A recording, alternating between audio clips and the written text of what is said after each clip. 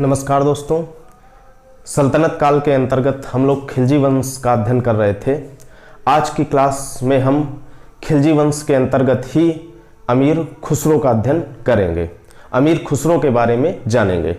तो अमीर खुसरो के बारे में पहली बात तो यह है कि अमीर खुसरो कौन था। तो जो अमीर खुसरो था वो अलाउद्दीन खिलजी का दरबारी कवि था। पहली बात, अमीर खुसरो अलाउद्दीन खिलजी का दरबारी कवि था। तो प्रश्न बनता है कि निम्न में से कौन अलाउद्दीन खिलजी का दरबारी कवि था? तो वो था अमीर खुसरो। पहली बात, अमीर खुसरो आप लोगों ने नाम सुन रखा होगा, काफी चर्चित व्यक्तित्व है, काफी प्रभावशाली व्यक्तित्व है। इसलिए अमीर खुसरो के थोड़ा सा जीवन परिचय के बारे में जानते हैं। तो जीवन परिचय में सबसे पहले जानते हैं कि अमीर खुसरो का जन्म कब हुआ था। तो अमीर खुसरो का जो जन्म है वो 1253 ईस्वी में हुआ था। कहां पर जन्म हुआ था? उत्तर प्रदेश में एक जिला है कासगंज जिला। इसी कासगंज जिले को कांसी रामनगर भी कहा जाता है। जिलों के नाम बदल दिए जाते हैं अक्सर, तो इसी के तहत कासगंज जिले का नाम कांसी रामनगर रख दिया गया था। तो कासगंज जिला कहें या कांसी रामनगर कहें, बात एक ही है। यह उत्तर प्रदेश का एक जिला है, उत्तर प्रदेश के लोग जानते होंगे। तो इसी कासगंज जिले में हुआ था। और कासगंज जिले में भी एक स्थान पड़ता है पटियाली, एक टाउन एरिया है पटियाली। इसी पटियाली नामक स्थान पर जो है अमीर खुसरो का जन्म हुआ था। दो बातें हो गई, अमीर खुसरो का जन्म कब हुआ था, 1253 ईस्वी में, कहां पर हुआ था, यह भी बात हो गई। अब देखिए अगली बात जानते हैं अमीर खुसरो के बारे में। अमीर खुसरो ने स्वयं को तूती ए हिंद कहा था। तूती ए हिंद कहें या भारत का तोता कहें, बात एक ही है। तो अमीर खुसरो ने स्वयं को तूती ए हिंद, भारत का तोता कहा हुआ था। तो मोस्ट इंपॉर्टेंट प्रश्न है, छोटी परीक्षाओं के लिए भी महत्वपूर्ण है। पूछा जाता है कि भारत का तोता निम्न में से किसे कहा जाता है, या तूती ए हिंद निम्न में से किसे कहा जाता है? तो अमीर खुसरो को ही तूती ए हिंद या भारत का तोता कहा जाता है। यह बात हो गई। एक बात और देखते हैं अमीर खुसरो के बारे में। अमीर खुसरो क्या था? एक कवि तो था ही था, बता ही चुके कि अलाउद्दीन खिलजी का दरबारी कवि था। कवि के साथ साथ में यह इतिहासकार भी था। याद रखेंगे, आजकल जो क्वेश्चन ट्रेंड में है, आयोग की परीक्षाओं में पूछे जाते हैं, पूछ दिया जाता है निम्न में से कौन सा कथन अमीर खुसरो के बारे में असत्य है। तो अमीर खुसरो के बारे में 4-5 पॉइंट्स दे देगा, उसमें से आपको असत्य कथन को छांटना होगा। तो इसलिए अमीर खुसरो के बारे में तथ्यों को जान लेते हैं कि अमीर खुसरो जो था वो कवि तो था ही था, कवि के साथ साथ इतिहासकार भी था, और इतिहासकार के साथ साथ संगीतज्ञ भी था। यानी अमीर खुसरो एक प्रसिद्ध कवि था, इतिहासकार था और संगीतज्ञ था। यह बात भी अमीर खुसरो के बारे में जान लेते हैं। अब देखिए अगला फैक्ट अमीर खुसरो के बारे में जानते हैं। अमीर खुसरो की पहली मसनवी कौन सी थी? तो अमीर खुसरो की पहली मसनवी थी किरान उस सादेन। देखिए मसनवी क्या होती है? मसनवी फारसी जो साहित्य होते हैं, जो फारसी साहित्य होता है, फारसी साहित्य में जो ग्रंथ होते हैं उनको मसनवी कहा जाता है। यानी दूसरे शब्दों में कह सकते हैं कि जो अमीर खुसरो का जो पहला फारसी ग्रंथ था वो क्या था? किरान उस सादेन। या हम अपनी भाषा में अगर कहना चाहें तो अमीर खुसरो की पहली रचना जो है वो क्या है? किरान उस सादेन। तो याद रखेंगे, रचना ये पूछी जाती है कि किरान उस सादेन किसकी प्रमुख रचना है? तो ये अमीर खुसरो की प्रमुख रचना है। ये बात हो गई। तो पहली रचना के बारे में हम लोगों ने जाना, अमीर खुसरो की पहली रचना। अब अन्य कुछ प्रमुख रचनाएं भी थी अमीर खुसरो की, उनको भी जान लेते हैं। हालांकि ये छोटी परीक्षाओं में नहीं पूछी जाती हैं, लेकिन फिर भी एक दृष्टि जो है वो डाल लेते हैं, आयोग की परीक्षाओं में पूछ दी जाती हैं। तो अन्य प्रमुख रचनाओं में देखिए, जो पहली रचना याद रखेंगे वो है मिफ्ताह उल फुतूह। यानी जो अमीर खुसरो की पहली रचना है वो है मिफ्ताह उल फुतूह। दूसरी जो प्रमुख रचना है अन्य रचनाओं में वो है तारीख ए दिल्ली। जो तीसरी प्रमुख रचना है वो है खजाइन उल फुतूह। इस खजाइन उल फुतूह को तारीख ए अलाई भी कहा जाता है। यानी तारीख ए अलाई कहें या खजाइन उल फुतूह कहें, बात एक ही है। चौथी जो रचना है वो है आसिका। पांचवी जो रचना है वो है नूह सिपिहर। और जो छठी रचना है अमीर खुसरो की वो है तुगलक नामा। तुगलकनामा जो थी वो अमीर खुसरो की अंतिम रचना थी, यह भी याद रखेंगे। अमीर खुसरो की अंतिम रचना कौन थी? तुगलकनामा। तुगलकनामा ये पूछी भी जाती है, काफी परीक्षाओं में पूछी भी गई है कि तुगलकनामा किसकी कृति है, तो तुगलकनामा जो है वो अमीर खुसरो की प्रमुख रचना है और ये अमीर खुसरो की अंतिम रचना थी। तो इस प्रकार से हम लोगों ने अमीर खुसरो की पहली रचना के बारे में जाना और 6 अन्य प्रमुख रचनाओं के बारे में जाना। अब देखिए अमीर खुसरो के बारे में ही कुछ अन्य प्रमुख तथ्य भी जानते हैं। अमीर खुसरो पहला मुसलमान था जिसने भारतीय होने का दावा किया था। एक तथ्य, अमीर खुसरो पहला मुसलमान था जिसने भारतीय होने का दावा किया था। दूसरा तथ्य अमीर खुसरो के बारे में जानते हैं। अमीर खुसरो का एक कथन है, वो कहता था कि मैं तुर्की भी बोलता हूं और तुर्की बोलने के साथ साथ में भारतीय और हिंदी भी बोलता हूं। यानी अमीर खुसरो का कहना था कि मैं तुर्की, भारतीय और हिंदी सभी भाषाएं बोलता हूं। यानी वो सम्मान करता था, हिंदी का भी सम्मान करता था, फारसी और उर्दू के साथ साथ। दूसरी फैक्ट ये हो गया। तीसरा कथन, जो तीसरी बात है अमीर खुसरो के बारे में, वो ये है कि अमीर खुसरो जो था वो हिंदी और फारसी दोनों भाषाओं का विद्वान था। केवल फारसी ही भाषा का विद्वान नहीं था अमीर खुसरो, फारसी भाषा के साथ साथ जो हिंदी भाषा है, अपनी भारतीय हिंदी भाषा, उसका भी प्रसिद्ध विद्वान था अमीर खुसरो। तो बहुत बड़ी बात है, हिंदी और फारसी दोनों भाषाओं का ये विद्वान था। अगली बात जानते हैं। अगली बात यह है कि इसने, अमीर खुसरो ने अपनी कविताओं में भारतीय पर्यावरण को भी चित्रित किया है। यानी अगर हम इनकी कविताएं पढ़ते हैं, अमीर खुसरो की कविताओं का अध्ययन करते हैं, तो उसमें देखेंगे कि अमीर खुसरो ने अपनी कविताओं में भारतीय पर्यावरण को भी चित्रित किया हुआ है।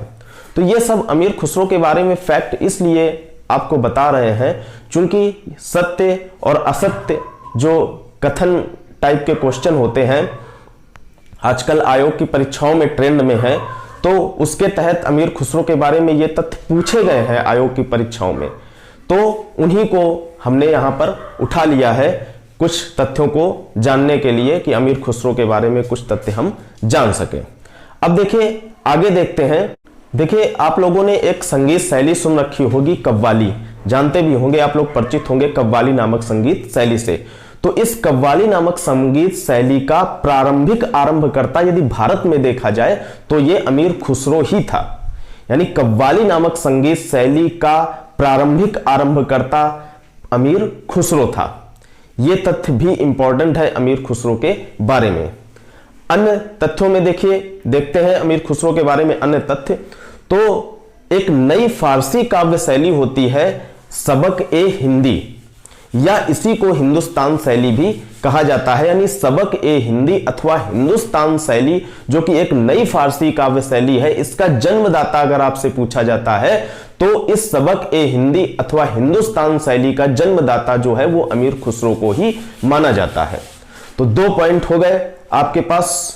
पहला पॉइंट तो ये कि कव्वाली नामक संगीत शैली का प्रारंभिक आरंभकर्ता अमीर खुसरो और सबक ए हिंदी अथवा हिंदुस्तान शैली का जन्मदाता जो है वो भी अमीर खुसरो है।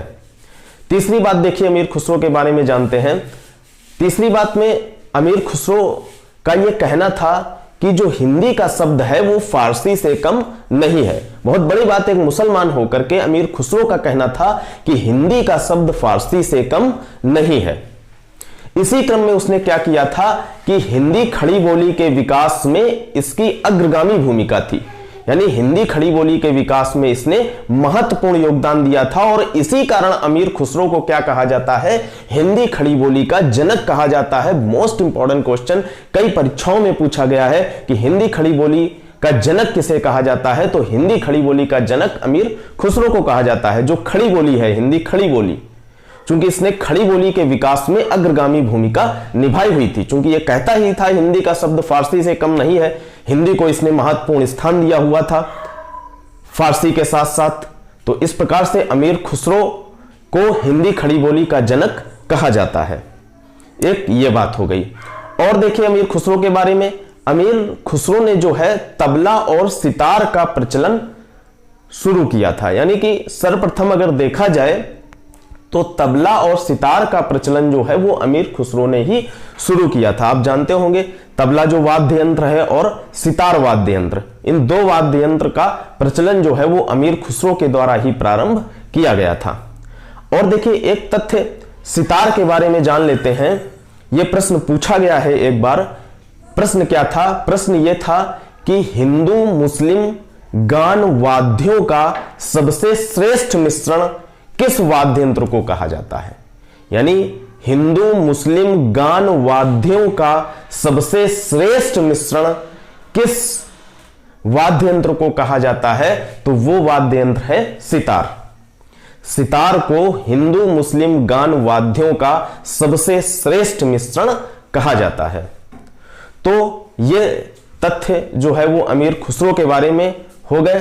कुछ अन्य तथ्य जानते हैं अमीर खुसरो के बारे में। अब देखिए अमीर खुसरो के बारे में एक महत्वपूर्ण फैक्ट बनता है कि अमीर खुसरो ने 7 सुल्तानों के शासनकाल को देखा था।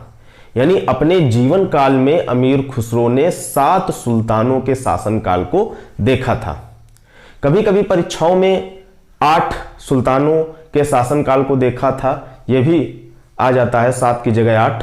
तो 7 या 8 में भ्रम नहीं होगा, 7 या 8 आवे तो अमीर खुसरो ने ही 7 से 8 सुल्तानों के शासनकाल को देखा था। प्रमुख रूप से देखिए 7 सुल्तान थे जो शासक थोड़ा बहुत शासन जिन्होंने किया, कुछ महीने किया, उनको काउंट नहीं करेंगे। तो प्रमुख रूप से 7 शासक थे। तो 7 शासक वो कौन कौन से थे ये भी जान लेते हैं।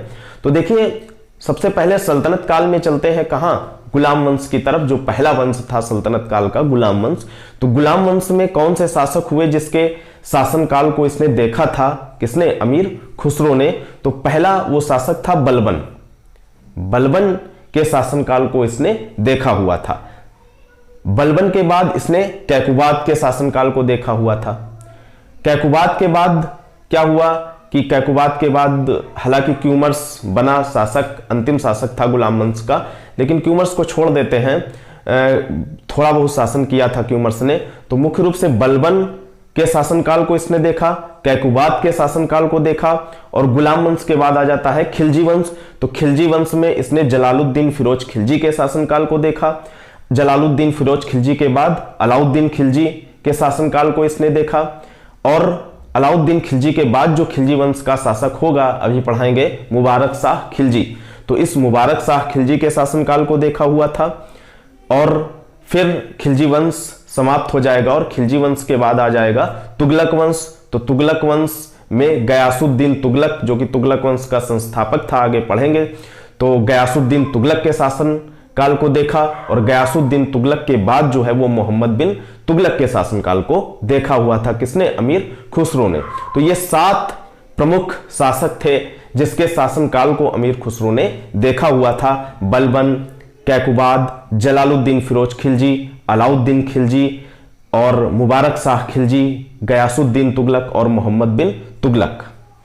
हालांकि मोहम्मद बिन तुगलक जो था वो गद्दी पर बैठा था 1325 में, और 1325 ईस्वी में ही अमीर खुसरो की मृत्यु हो गई थी। तो अमीर खुसरो की जिस वर्ष मृत्यु हुई उसी वर्ष मोहम्मद बिन तुगलक ने सत्ता संभाली थी। लेकिन फिर भी मोहम्मद बिन तुगलक के शासनकाल को तो देखा ही था उसी वर्ष अमीर खुसरो ने। तो इस प्रकार से 7 प्रमुख रूप से शासकों के शासनकाल को अमीर खुसरो ने अपने जीवन में देखा हुआ था। यह महत्वपूर्ण फैक्ट। अब देखिए इस अमीर खुसरो के अलावा यह प्रश्न भी पूछा जाता है, अमीर खुसरो के अलावा किसने 7 सुल्तानों के शासनकाल को देखा था? तो आप लोगों ने निजामुद्दीन औलिया का नाम सुना होगा। इन निजामुद्दीन औलिया ने भी 7 सुल्तानों के शासनकाल को देखा हुआ था। और ये निजामुद्दीन औलिया कौन थे? ये निजामुद्दीन औलिया जो थे वो अमीर खुसरो के गुरु थे। यानी अमीर खुसरो किसके शिष्य थे? अमीर खुसरो जो थे वो निजामुद्दीन औलिया के शिष्य थे। तो इस प्रकार से इतने सारे फैक्ट हम लोगों ने अमीर खुसरो के बारे में जाने। अब खिलजी वंश के तहत ही हम आगे बढ़ते हैं। अब देखिए अलाउद्दीन खिलजी पर वापस लौटते हैं। अलाउद्दीन खिलजी की मृत्यु कब हुई?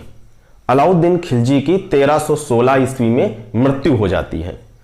अब जब अलाउद्दीन खिलजी की 1316 ईस्वी में मृत्यु हो गई, तब इसका उत्तराधिकारी कौन हुआ? इसका उत्तराधिकारी अलाउद्दीन खिलजी का ही एक पुत्र था, शहाबुद्दीन उमर।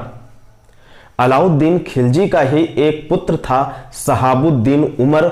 उसको उत्तराधिकारी नियुक्त कर दिया गया, लेकिन समस्या यह थी कि वो अल्पवयस्क था, उसकी उम्र 5-6 वर्ष के आसपास थी, शहाबुद्दीन उमर की। तो इस अल्पवयस्क पुत्र को मलिक काफूर के संरक्षण में उत्तराधिकारी नियुक्त किया गया। यह वही मलिक काफूर है जो कि अलाउद्दीन खिलजी का सेनापति हुआ करता था, प्रत्येक दक्षिण अभियान में मुख्य सेनापति हुआ करता था। इसको 1000 दीनार में खरीदा गया था, इसको 1000 दीनारी भी कहा जाता था। पिछली कक्षाओं में हम पढ़ चुके हैं, यह एक हिजड़ा था। तो इसी मलिक काफूर के संरक्षण में शहाबुद्दीन उमर को उत्तराधिकारी नियुक्त कर दिया गया। लेकिन समस्या हो गई। समस्या यह हो गई, अलाउद्दीन खिलजी का एक दूसरा पुत्र भी था, उसका नाम था मुबारक शाह खिलजी। इसने क्या किया? मुबारक शाह खिलजी ने मलिक काफूर की हत्या कर दी। और जब मलिक काफूर की हत्या कर दी, तो जो इसका पुत्र था, किसका? अलाउद्दीन खिलजी का, जिसको उत्तराधिकारी बनाया गया था, शहाबुद्दीन उमर, उसको कैद कर लिया। तो जब कैद कर लिया, तो अब शासक कौन बन गया? दिल्ली की गद्दी पर कौन बैठ गया? दिल्ली की गद्दी पर बैठ गया अब मुबारक शाह खिलजी 1316 ईस्वी में। तो अब मुबारक शाह खिलजी का शासन स्टार्ट हो जाता है 1316 ईस्वी में। तो देखिए, अब जानते हैं मुबारक शाह खिलजी के बारे में। देखिए, मुबारक शाह खिलजी का सबसे पहले शासनकाल जानते हैं कि मुबारक शाह खिलजी का शासनकाल कब से कब तक था। तो इसने लगभग 4 वर्ष शासन किया हुआ था, 4 वर्ष दिल्ली की गद्दी पर बैठा था। 1316 ईस्वी में गद्दी पर बैठा, 1316 से 1320 ईस्वी तक। तो जो इसका शासन काल था मुबारक शाह खिलजी का, वो था 1316 ईस्वी से 1320 ईस्वी तक। अब मुबारक शाह खिलजी के बारे में कुछ फैक्ट जानते हैं। देखिए, मुबारक शाह खिलजी के साथ समस्या क्या थी? मुबारक शाह खिलजी के साथ समस्या यह थी कि पहली बात तो ये एक अयोग्य शासक था। पहली बात तो ये एक अयोग्य शासक था। कैसा अयोग्य शासक था? देखिए, हमने पहले पढ़ रखा है कि जो दिल्ली सल्तनत में शासक हुए, वो क्या करते थे? सुल्तान की उपाधि धारण करते थे। और सुल्तान की उपाधि की वो स्वीकृति लिया करते थे। किससे? खलीफा से। खलीफा से वो सुल्तान की स्वीकृति लेते थे। लेकिन बाद में हमने पढ़ा अलाउद्दीन खिलजी के बारे में। अलाउद्दीन खिलजी ने सुल्तान की स्वीकृति नहीं ली थी खलीफा से। वो कहता था कि मैं स्वयं सुल्तान हूं, मुझे किसी से अनुमति लेने की जरूरत नहीं है।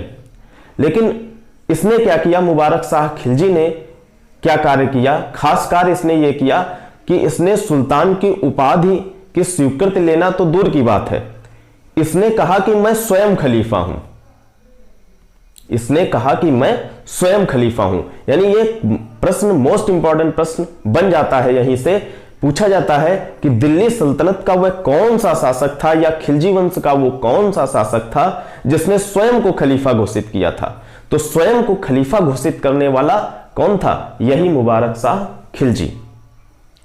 तो ये 2 फैक्ट मुबारक शाह खिलजी के बारे में हो गए। अब क्या हुआ आगे? मुबारक शाह खिलजी जो था वो 1320 ईस्वी तक ही शासन कर पाया, और एक डेट है 15 अप्रैल 1320 ईस्वी। इस 15 अप्रैल 1320 ईस्वी को क्या हुआ? इसी मुबारक शाह खिलजी का एक वजीर था जिसका नाम था खुसरो खां।